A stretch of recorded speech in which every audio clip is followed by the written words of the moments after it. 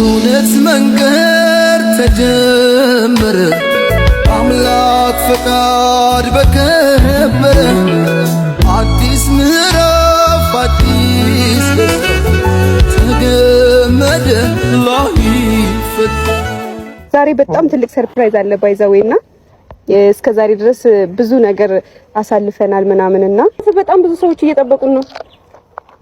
የኔን ጠብቁ እሱን ስትመጣ እነግራለሁ። እናት ሙሽራዬ ሂድ ለብሰና ማን ነው የደስታ ቀን ነው የመዝምታ ይደበላለቅ መሬት ይመታ ምስክሮቹ የሙስሮቹ ወዳጅ ቤተሰብ እስኪ እንያችሁ